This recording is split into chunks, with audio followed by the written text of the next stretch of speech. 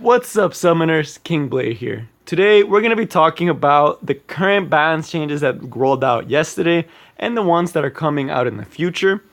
Just giving you my general thoughts and what I think about it, who I think is units you should really start watching out for, and even what units you should probably switch your 4-star and 5-star heroes if you do have them. One of the biggest things is that there was a lot of confusion about was with this update, there are two batches of buffs and nerfs.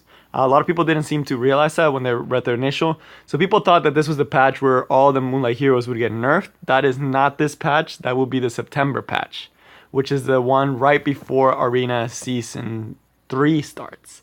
They did put some things for the preseason, like the tablet, which is really nice that they're starting to do that. I really like that they're providing more of those because it is hard to get your 5-star heroes to get their leader skills. But let's just go into it. We'll go over the ones that were this past patch yesterday. I'm not going to go super in depth into all of them, just the ones that I want to point out that I think are significant and the ones that could make the unit a lot better. And then we'll talk about the light and dark ones, which are the other patch, which will be coming September, and just talking about that one too. But first, right, the one from yesterday. So this one was like a lot of quality of life changes. Just trying to help out a lot of the units that weren't doing a lot. So one was Luluka. A lot of people were disappointed in her. They were like, she's not really that good. She gets outshined by a lot of other water units. And they listened and they made her a lot better for a lot of more content. So they gave their second skill, gave for their defense break, which is really nice. Not a lot of units have 2 defense breaks on their skills that are on such low cooldowns, which is really nice, especially because she does have that artifact that can lower the cooldowns when she uses an AoE skill. So it makes it so she can have the skill pretty often. The other skill, which is the third skill, they buffed the chance and also made it so she can increase attack. So why do I think this is relevant? Why did I even point this out? So a lot of people don't have Dizzy, and the later we go in the game, the more the game goes forward, less and less people will have Dizzy. As new players come in, they're not going to have access to that. And Luluka is going to be a beast for Wyvern. Her and Seaside Bellona right now, probably like fastest clear Wyvern clears you can have if you have those two, because you have such consistent defense break with Luluka, because now 2 of her skills have it on pretty low cooldown. And then you're also at more damage, and you can also give more shields. Oh wait, that's her first skill. So why if it's her first skill? Sorry about that, guys. Why if it's her first skill? So she has a first skill defense break, third skill defense break. So it's really consistent. Gonna have a 2-turn defense break on Wyvern probably most of the fight. And then with Seaside Bellona, you're gonna have the target.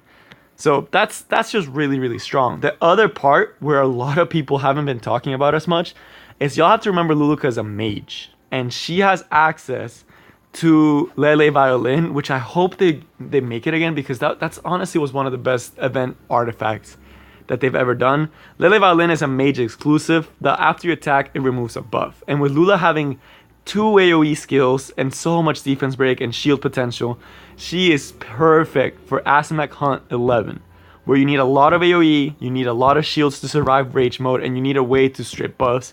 She can do everything, and she provides so much utility now. Like, it's kind of crazy how much utility they have given her. And she's going to become a PvE beast, especially for new players who are thinking of what units to build. She's going to be a really good unit to, like, 6 stars, one of your first 6 stars, because she's going to be used everywhere. And the added benefit of having a little bit higher chance on her third skill, going up to 85% chance, she has the same defense break chance as all the other defense breakers except Tywin. So she also has that arena usage. Balance Hassan, this one's kind of fun, but basically damage was increased by the second one, and the debuff one has increased by 50%. Guys, Balance Hassan could be really nasty for like debuff cleaves. So, because all his things now, it's like lower cooldown for his third skill. 3-turn cooldown, guys. Remember that. That's almost like Dizzy. Every 3 turns, you can have a defense break, unhealable, and decreased speed. That's nuts. You pair this with Dizzy, you can have 4 debuffs on the enemy all the time. and then you just absolutely destroy them with the second skill. Like I could really see when they do the Basar buff, this being really really broken. Like her Dizzy Basar and then like a combat readiness booster. I could see that being actually like very viable. Resistance is gonna be so important. Same with Will. This is just adding to that like debuff heavy meta with Dizzy and things like that. Starting to move away from like all resistance, all tanks, starting to move away to like Will and damage heavier defenses. And I'll make a video talking more why I think the meta will be specifically for Challenger. I can't talk so much for Champion because I have not been able to get out of Challenger 2. It's just hard for me right now, but hopefully in the future. But really, really scary, really, really good quality of life buff. I do have them. I have 2 of them actually. So I might be building him because of this buff. I'm pretty excited actually, but that's further down the line. Ludwig, again, pushing that cleave meta, trying to counteract tanks and giving... This is massive for Ludwig. Like, I honestly think people are really not talking about this enough.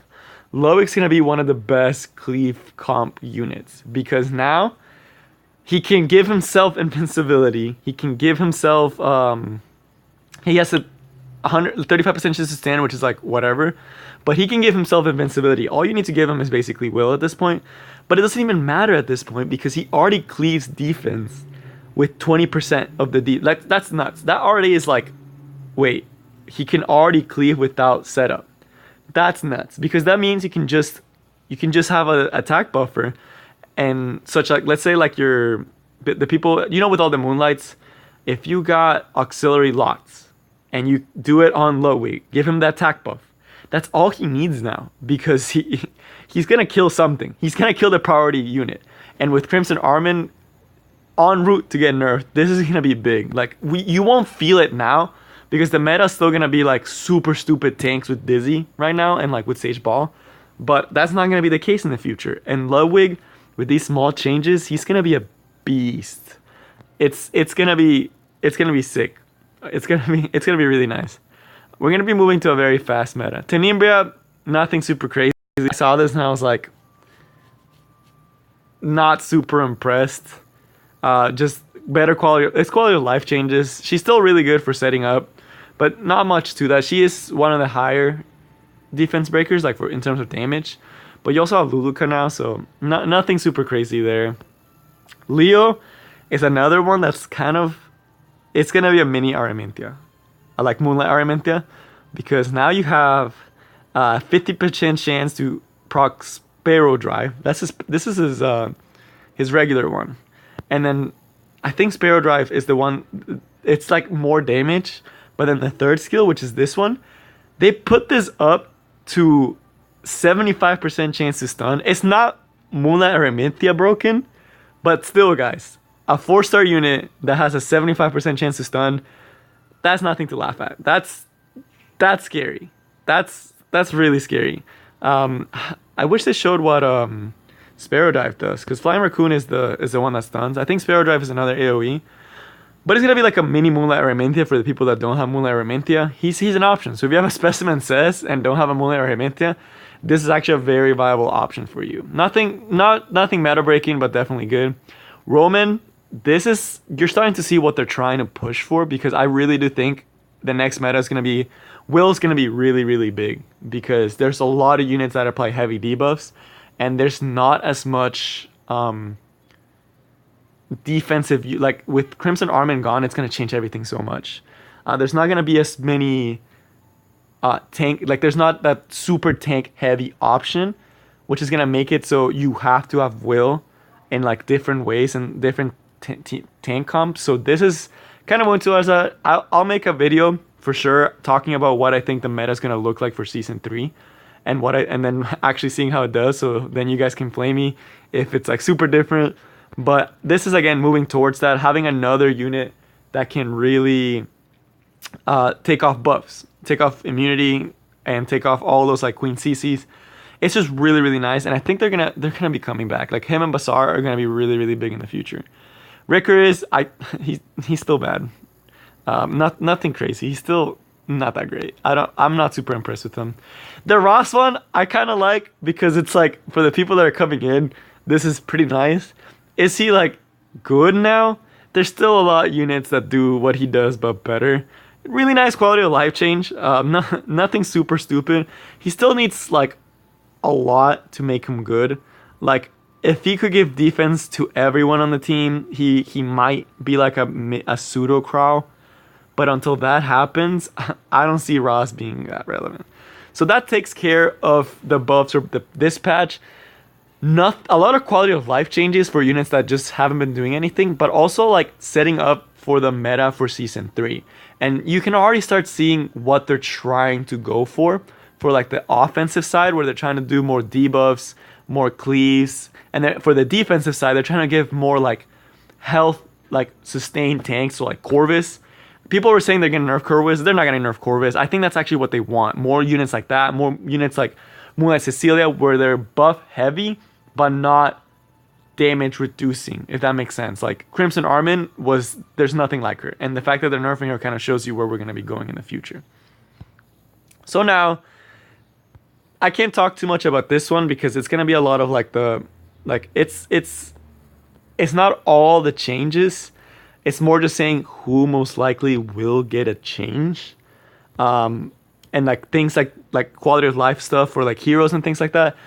But biggest thing for this patch that's gonna come in the future.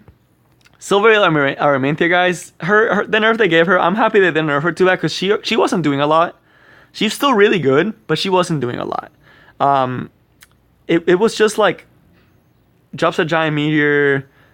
What was it? Yeah, they nerfed the cooldown on it, which that kind of sucks. Because it's good for the people going against her because it gives her counterplay, but it makes it so it's like you have to land, like you have to finish them off before you lose.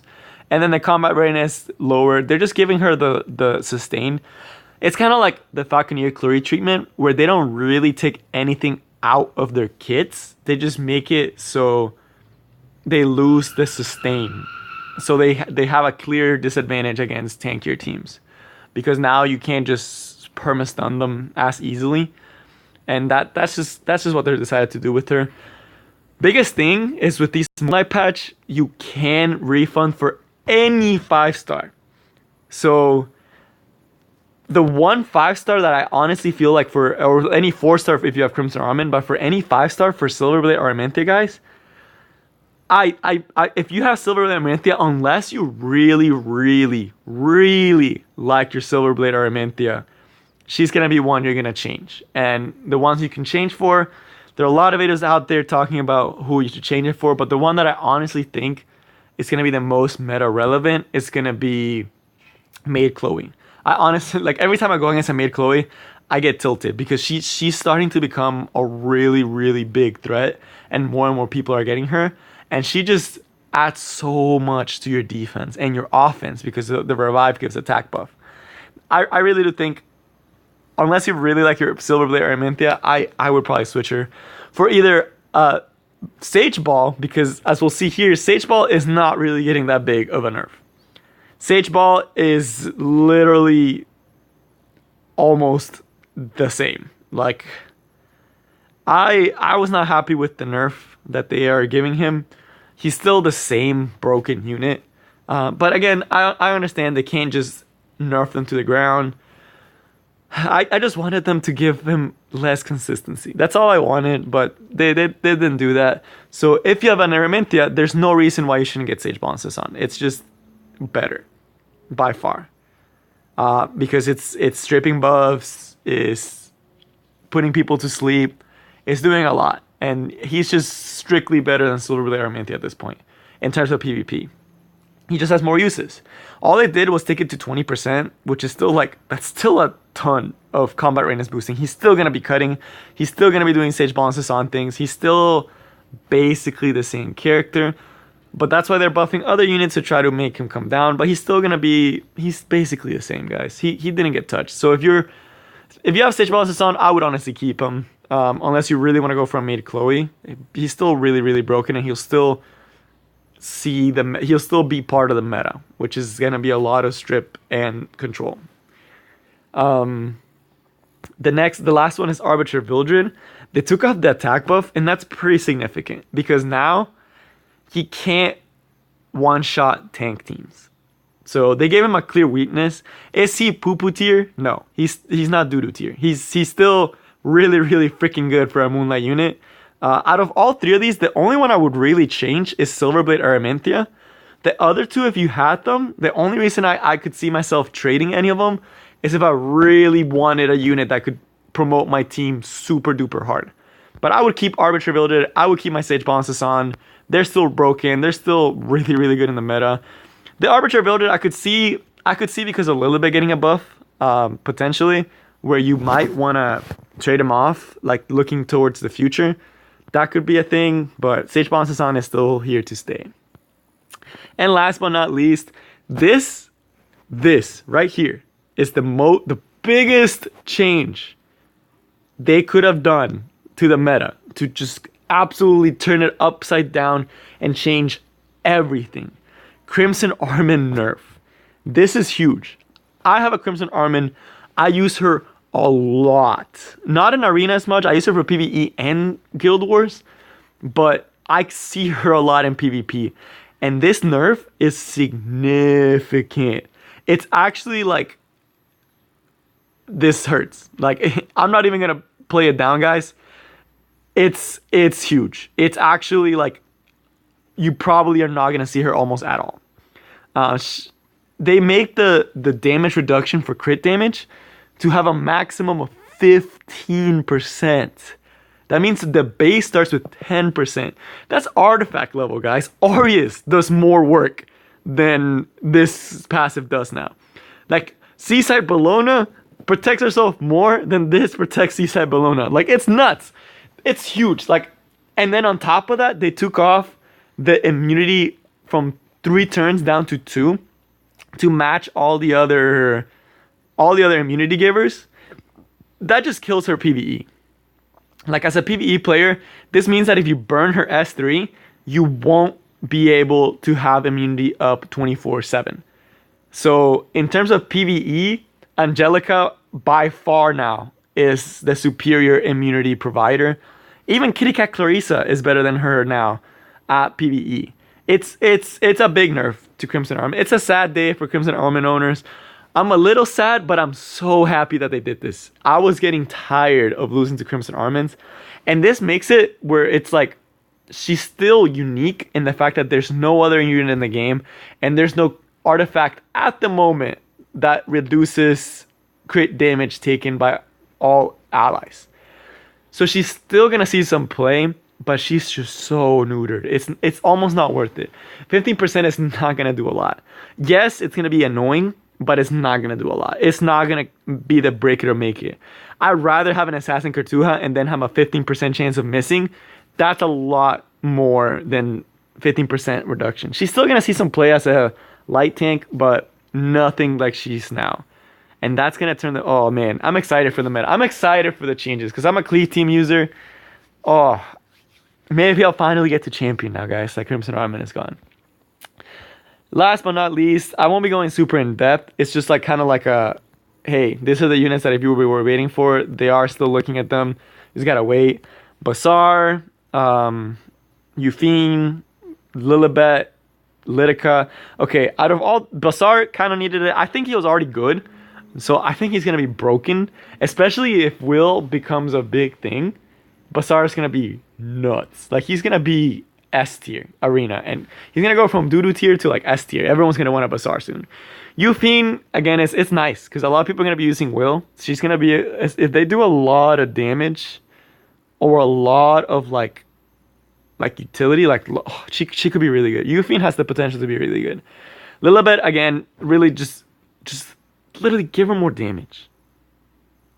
Like, or have. That's it. That's all Lilibet's good for. It's damage, Arbiter Builder, Rule of Light. That's literally all she's there for. Just give her more damage. So I hope they do that. Lidica, I really didn't think she needed a buff. It's cool that they did it. Like, cool. They're buffing Lidica. Like, if you're a Lidica owner, I don't know if you're not using her, I'll be very surprised. It's just kind of like the Violet buff where it's like, no one really asked for a 5% dodge chance, but we're gonna take it.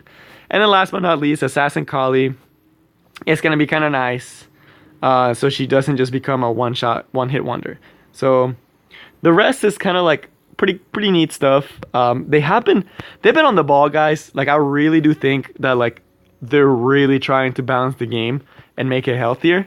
So I'm excited to see what they can do because they're doing a lot. I'm pretty happy about all they're doing. So I'm looking forward to seeing the changes that they do to the other units, and I'm excited to see how the will play out. I will be making a more in-depth analysis into what I think the meta will be because of the Crimson Armin nerf and how big that's going to be and what is going to be probably replacement for Crimson Armin that you need to be aware of as you're building your teams. So that is all I have for you guys today. I hope y'all enjoyed. I hope y'all summoning sessions have been amazing. And I will see y'all next time. Peace.